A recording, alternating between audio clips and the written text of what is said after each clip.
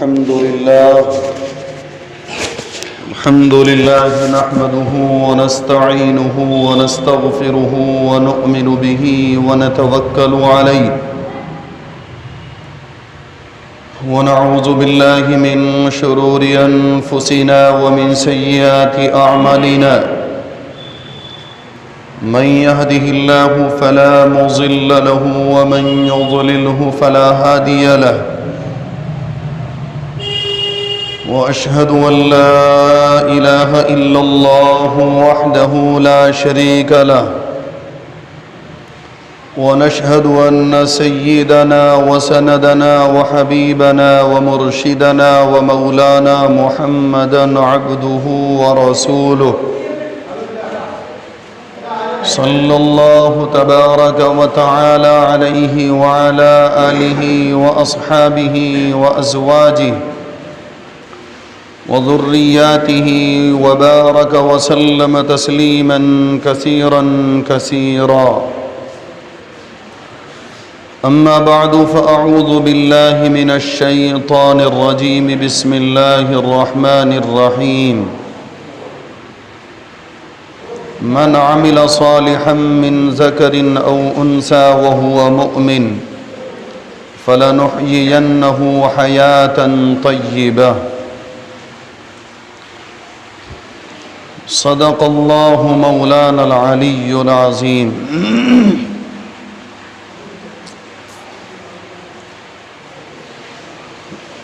محترم بزرگوں اور دوستوں، ابھی آپ حضرات کے سامنے قرآن کریم کے 14ویں پارے میں سے ایک آیت کریمہ تلاوت کی ہے۔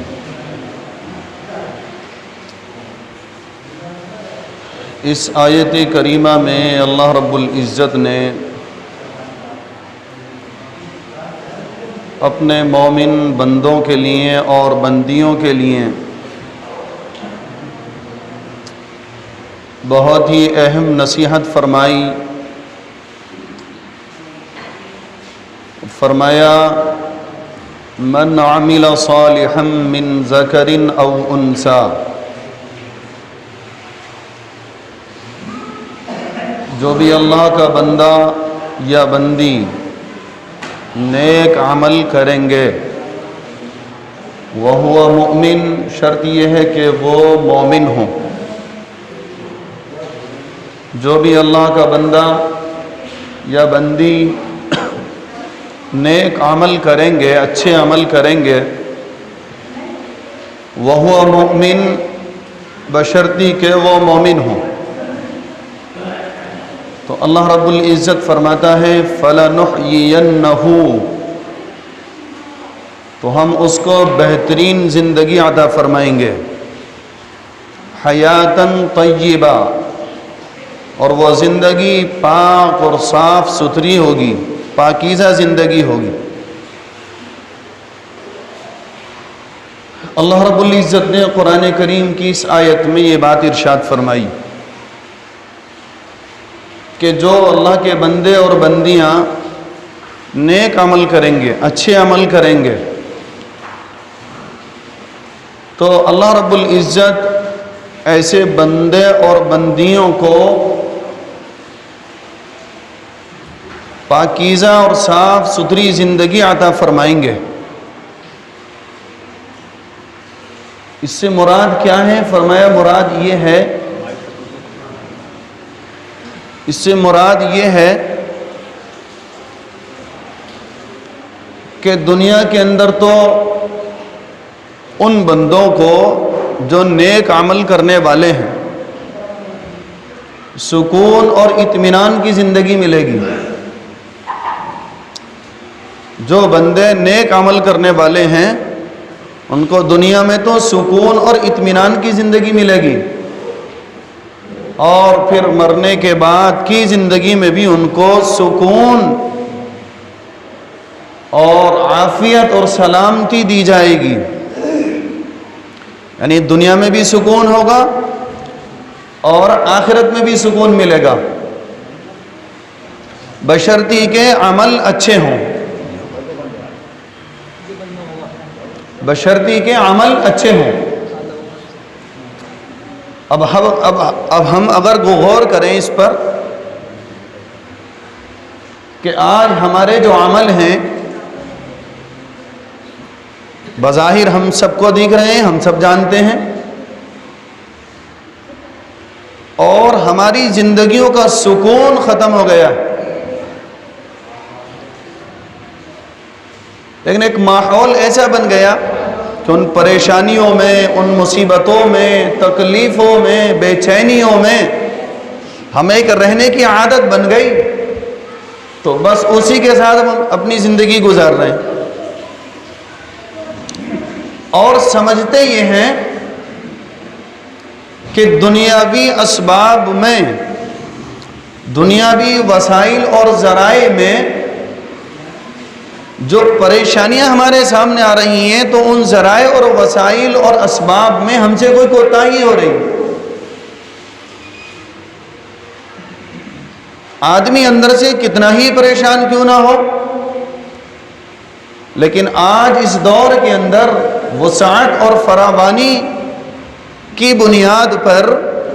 وہ بندہ اوپر سے ایک اچھا سا نظر آتا ہے، اندر چاہے کتنا ہی دکھی ہو، کتنا بے چین ہو، لیکن باہر سے اچھا نظر آ رہا ہے، تو دوسرے پریشان آدمی کی جب اس پر نظر پڑتی ہے تو وہ یہ سمجھتا کہ یہ مزے کی زندگی گزار رہا ہے۔ تو یہ اسباب و وسائل کی دنیا میں ہم سے زیادہ سمجھدار ہے اور ہم سے زیادہ محنت کر رہا ہے، اور اسباب و وسائل کی دنیا میں ہماری محنت اس سے کم ہے، جس کی وجہ سے ہم پریشان ہیں۔ نظر ہماری ادھر جاتی ہے، حالانکہ تنہائی میں بیٹھ کر، یکسوئی میں بیٹھ کر اگر اس اللہ کے بندے کے دل کا حال معلوم کیا جائے جس کو ہم اچھا سمجھ رہے ہیں، تو پتہ لگے گا کہ وہ ہم سے بھی زیادہ پریشان ہے، اور جس کے پاس جتنا زیادہ ساز و سامان ہے، مال و دولت ہے، اسباب و وسائل ہیں، فرمایا کہ وہ اتنا ہی زیادہ پریشان ہے اندر سے۔ وجہ کیا ہے؟ فرمایا وجہ اصل یہ ہے کہ اپنی زندگی میں نیک اعمال موجود نہیں ہے، زندگی نیک اعمال سے خالی ہے۔ جب زندگی میں نیک اعمال آتے ہیں، اچھے اعمال آتے ہیں، تو ان اعمال کے ساتھ سکون آتا ہے۔ جب یہ اعمال نکلتے ہیں تو سکون بھی نکل جاتا ہے۔ اب بندہ اگر مالدار ہے اور اس کی زندگی میں عمل نہیں ہے، تب بھی وہ پریشان ہوگا اندر سے، اور اگر بندہ غریب ہے اور اس کی زندگی میں بھی عمل نہیں ہے تو وہ بھی پریشان ہوگا اندر سے۔ اب جس کی زندگی میں عمل ہے، اگر وہ مالدار بھی ہے تو مالداری میں سکون، اور اگر غریب ہے تو غربت میں بھی سکون ملے گا، کیونکہ اللہ رب العزت فرماتا ہے فَلَنُحْيِيَنَّهُ حَيَاةً طَيِّبَةً، ہم اس کو جو زندگی عطا فرمائیں گے جس کی زندگی میں نیک عمل ہوں گے۔ یہاں پر جو قید لگائی جا رہی ہے وہ عمل کی لگائی جا رہی ہے، نہ کہ مالدار اور غریب ہونے کی۔ یہ نہیں کہا جا رہا ہے کہ کوئی گاؤں کا رہنے والا ہوگا یا شہر کا رہنے والا ہوگا، یا صحت مند ہوگا یا کمزور ہوگا، بلکہ کہا یہ جا رہا ہے کہ جس کی زندگی میں عمل ہوں گے، چاہے وہ مرد ہو یا عورت، رہنے والا کہیں کا ہو، غریب ہو یا مالدار ہو، شرط یہ ہے کہ وہ وہو مؤمن، ایک تو مومن ہو، اور دوسرے یہ کہ اس کی زندگی میں عمل صالح، اچھے عمل۔ تو مومن ہونے کے ساتھ ساتھ، ایمان والا ہونے کے ساتھ ساتھ، جب اس کی زندگی میں اچھے عمل ہوں گے تو پھر اس کی زندگی میں اللہ رب العزت سکون اور اطمینان ڈال دیں گے۔ اب چاہے بندہ غریب ہے یا مالدار ہے، اس سے کوئی فرق نہیں پڑتا۔ سکون مالداری اور غربت کی بنیاد پر نہیں آتا۔ بہت سارے غریب آپ کو ایسے مل جائیں گے کہ ان کی زندگیوں میں نیک عمل ہیں اور وہ سکون کی زندگی گزار رہے ہیں، اور بہت سارے اللہ کے بندے آپ کو ایسے ملیں گے کہ ان کے پاس بہت سارا مال ہے، اور اتنا مال ہے ان کے پاس کہ غریب آدمی ساری زندگی میں اتنا نہیں کما سکتا، وہ ایک دن میں کما لیتے ہیں۔ لیکن آپ جب اندر سے معلوم کرو گے، آپ انہیں اندر سے کھنگالیں گے، اندر سے دیکھیں گے تو پتہ لگے گا کہ وہ تو ہم سے بھی زیادہ پریشان۔ اور اگر آپ کہو تو ایسی مثالیں میرے پاس بہت مثالیں ہیں، اور نرولی کی بھی مثالیں ہیں کہ بندہ سرکاری ملازم ہونے کے باوجود، اور بندہ اس کے ساتھ ساتھ کئی کاروبار کرنے کے ساتھ ساتھ بھی اپنے پریشانی کا حال بیان کرتے ہوئے کہتے ہیں حضرت دعا کر دیجئے، بہت ہی پریشان، 10 لاکھ کی شادی کرنے والے نرولی میں نے انہیں روتے ہوئے دیکھا ہے، اور اتنے پریشان ہو جاتے ہیں لوگ کہ وہ اس سے سبق لینے کے بجائے پھر بھی غلط سمت میں چلے جاتے ہیں،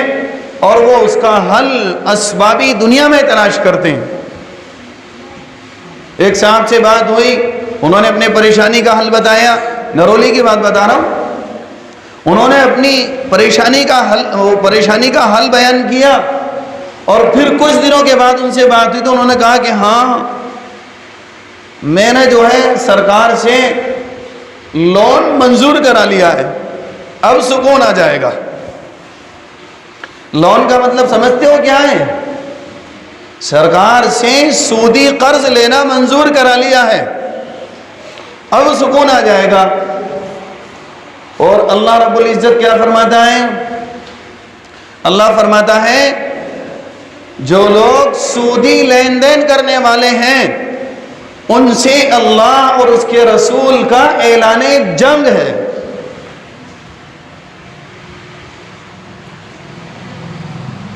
فَإِن لَّمْ تَفْعَلُوا فَأْذَنُوا بِحَرْبٍ مِّنَ اللَّهِ وَرَسُولِهِ، اللہ فرماتا ہے کہ جو سودی لین دین سے باز نہیں آئے اور وہ اپنا کاروبار جاری رکھتے ہیں، بیاج لیتے ہیں یا دیتے ہیں، سود لیتے ہیں یا دیتے ہیں، سود، بیاج، لون، یہ سب ایک ہی چیز ہے۔ اور وضاحت کر دوں، آج کل کی دنیا میں جو کمیٹیاں چلتی ہیں، اور وہ کمیٹیاں اس انداز پر اٹھائی جاتی ہیں کہ اس میں رقم کم کر لی جاتی ہے۔ مثلا 1 لاکھ روپے والی کمیٹی کو 65,000 روپے میں اٹھا دیا، 70,000 روپے میں اٹھا دیا، اب بقیہ جتنا پیسہ یہ بچ رہا ہے یہ سب سود اور بیاج، اور یہ حرام ہے۔ اور لوگ کیا کہتے ہیں صاحب اس سے کام چل جاتا ہے، پتہ نہیں فَإِن لَّمْ تَفْعَلُوا فَأْذَنُوا بِحَرْبٍ مِّنَ اللَّهِ وَرَسُولِهِ، اللہ اور اس کے رسول سے اعلان جنگ کر کے تم کہتے ہو کام چلے گا، اللہ اور اس کے رسول سے اعلان جنگ کر کے اور تم کہتے ہو کہ ہمارا مسئلہ حل ہو جائے گا۔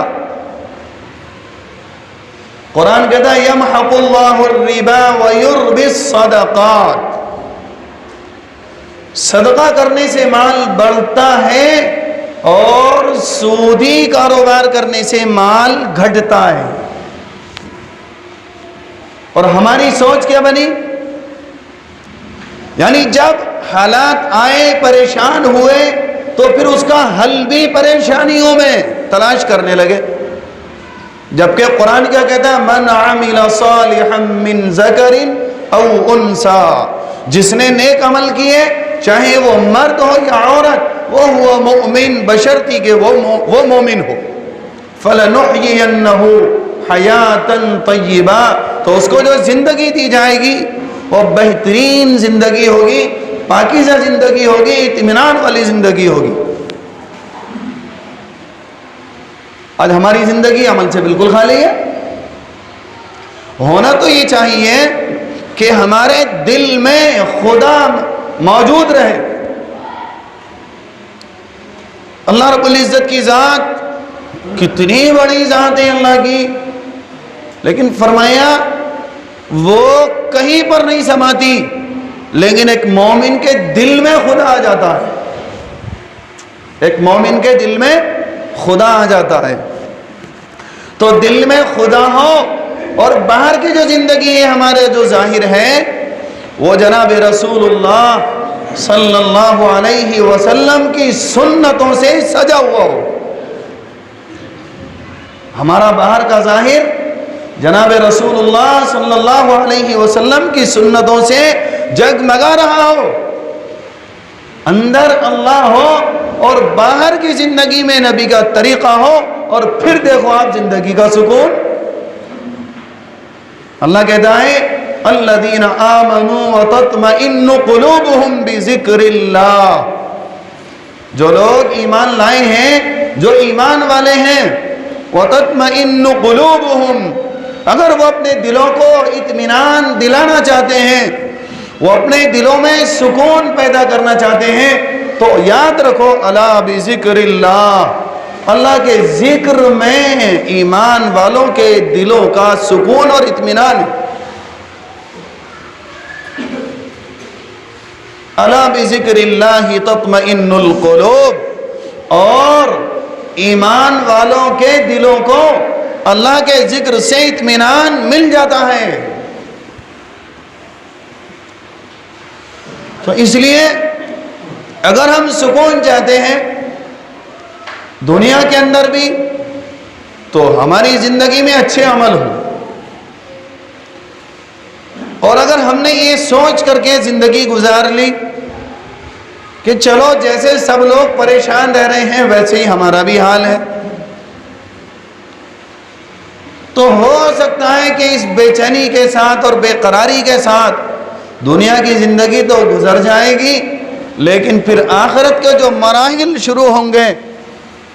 اس کا مسئلہ بہت ہی مشکل ہو جائے گا۔ اس لیے بہت ضروری ہے کہ ہم دنیا کی زندگی کو بھی اچھا بنائیں اور آخرت کی زندگی کو بھی اچھا بنائیں، اور اس کا دار و مدار ہے نیک اعمال پر۔ دنیا کی زندگی تو کٹ ہی جاتی ہے، گزر ہی جاتی ہے، چاہے کتنی ہی پریشانی ہو، آخر ایک وقت آتا ہے کہ وہ پریشانی ختم ہو جاتی ہے۔ موت جب آتی ہے تو ساری پریشانیوں کا، دنیا کی جو پریشانیاں ہیں ان کا خاتمہ کر دیتی ہے، لیکن موت جب واقع ہوتی ہے تو اگر زندگی اعمال صالحہ سے خالی رہی تو پھر کتنی پریشانی ہوتی ہے موت میں ہی۔ جب روح قبض ہوتی ہے تو کتنی تکلیف ہوتی ہے۔ آپ اگر کتابیں پڑھیں اور دیکھیں موت کے منظر کو تو آدمی کے رونگٹے کھڑے ہو جاتے ہیں۔ یہ آخرت کی منزلوں میں سے پہلا مرحلہ ہے، یہاں سے اسٹارٹنگ ہوتی ہے۔ جب موت کا فرشتہ آتا ہے اور زندگی اعمال صالحہ سے خالی ہے تو فرشتہ جس انداز میں آتا ہے، بس جب اس کی نظر اس فرشتے پر پڑتی ہے تو فرمایا پہچان ہی ختم ہو جاتی ہے، اپنوں کو پہچاننا ہی بھول جاتا ہے۔ آخری وقت ہے، لوگ کہتے ہیں بتاؤ مجھے پہچاننے ہو، بتاؤ میں کون ہوں، فرمایا نہیں پہچان سکتا۔ اور پھر حضرت ملک الموت علیہ السلام کے ساتھ میں جو فرشتے آتے ہیں، بعض روایتوں میں ہے کہ 500 فرشتے آتے ہیں، اور وہ آ کر کے پٹائی کرنے لگتے ہیں، اور پھر بندہ سوچتا ہے کہ اللہ بس ایک مہلت دے دیجئے، اب ایک مہلت دے دیجئے بس اب۔ لیکن فرمایا کہ پھر کوئی مہلت نہیں، پھر بندہ لاکھ کوشش کرے گا، چاہے گا، لیکن فرمایا نہیں، کوئی مہلت نہیں ملے گی۔ اس وقت یقین آتا ہے بندے کو کہ جو باتیں سنائی جا رہی تھیں، سنی جا رہی تھیں، کانوں میں آوازیں آ رہی تھیں، کاش کہ اس وقت ان باتوں کو مان لیتے اور اس پر عمل کر لیتے۔ تو فرمایا کہ پھر جب روح قبض ہوتی ہے تو پیروں کی طرف سے روح کو نکالا جاتا ہے، ٹخنوں میں روک کر تکلیف دی جاتی ہے، پھر گھٹنوں میں روک کر اور زیادہ تکلیف پہنچائی جاتی ہے، پھر فرمایا پیٹ میں روک کر کے اور زیادہ تکلیف پہنچائی جاتی ہے، اور پھر فرمایا کہ حلق میں جب روح آتی ہے تو کانٹا سا پھٹ جاتا ہے، اور فرمایا کہ وہ تکلیف اتنی تکلیف ہوتی ہے کہ آپ دنیا میں اس کا تصور نہیں کر سکتے۔ کتابوں میں یہ باتیں لکھی گئی ہیں کہ اگر زندگی اعمال صالحہ سے خالی ہے تو جب موت آئے گی تو کتنی تکلیف ہوگی۔ فرمایا ایک بندے کے اوپر اگر 1000 تلواروں سے ایک ساتھ وار کیا جائے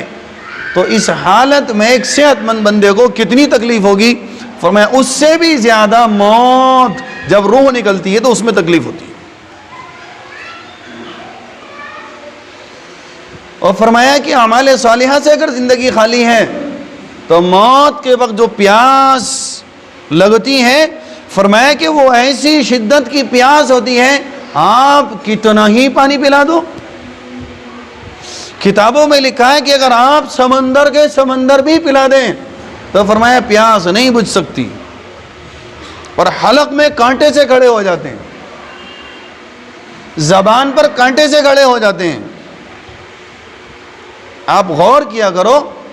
کوئی اللہ کا بندہ جب دنیا سے جاتا ہے اس کے اوپر کیا گزرتی ہے۔ کتنی مرتبہ ایسا ہوتا ہے کہ ہم ان کا خیال ہی نہیں کرتے، اور کبھی خیال کرتے بھی ہیں تو اس سے کوئی سبق نہیں لیتے۔ حالانکہ ہر مرنے والا اپنے زندوں کے لیے عبرت ہوتا ہے، ہر مرنے والا اپنے زندوں کے لیے ایک سبق ہوتا ہے، اور وہ ایک سبق دے کر کے جاتا ہے، اور اس کا ہر عمل ہمیں دعوت دیتا ہے کہ دیکھو آج جو کچھ میرے ساتھ ہو رہا ہے بہت جلد وہ وقت آنے والا ہے کہ تمہارے ساتھ بھی یہ سب کچھ ہوگا۔ اور پھر اس کے بعد میں فرمایا کہ جو سب سے پہلا مرحلہ مرنے کے بعد ہے قبر۔ تو اگر زندگی اعمال صالحہ سے خالی ہے تو فرمایا کہ قبر کے اندر ہی پٹائی شروع ہو جاتی ہے۔ قبر کا سب سے پہلا کام کیا ہے؟ فرمایا کہ قبر کا سب سے پہلا کام یہ ہے کہ وہ ہر ایک بندے کو دبا دیتی ہے۔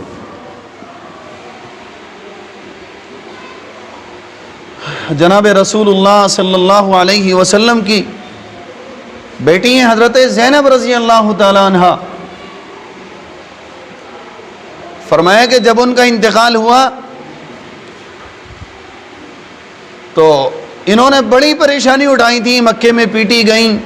اور پھر ہجرت کر کے بڑی مشکل سے مدینہ پہنچی، اور پھر مدینے میں آ کر کے وہ جو مکے والوں نے پیٹا تھا،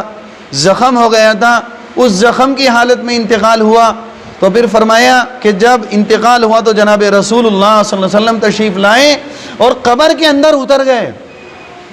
اور قبر کے اندر اس دعا کی اور اللہ سے کہا کہ اللہ اس میری بیٹی نے بڑی تکلیف اٹھائی ہے، دنیا میں اس نے بڑی پریشانیاں اٹھائی ہیں، اے اللہ تو جب تک مجھ سے یہ نہ کہہ دے گا کہ قبر کے اندر اس بیٹی کو میری تکلیف نہیں ہوگی میں آج قبر سے نہیں نکلوں۔ آپ دیکھیے کون ہے یہ، غور کریے، تھوڑا سا سینے پر ہاتھ رکھیں آپ، یہ حضرت زینب رضی اللہ عنہ کون ہے؟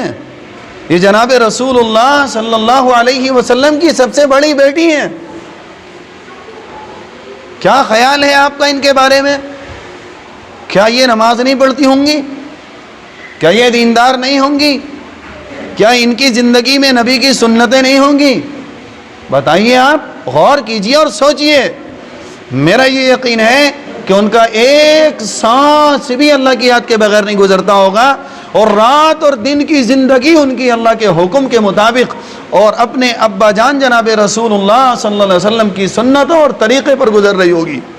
لیکن اس کے باوجود قبر کا کام یہ ہے کہ جب مردہ اس میں جاتا ہے تو قبر ہر ایک کو دبا دیتی ہے، پھر اگر اس کے بعد نیک اعمال ہوتے ہیں تو وہ نیک اعمال آتے ہیں اور اس کی وجہ سے قبر کشادہ ہوتی ہے۔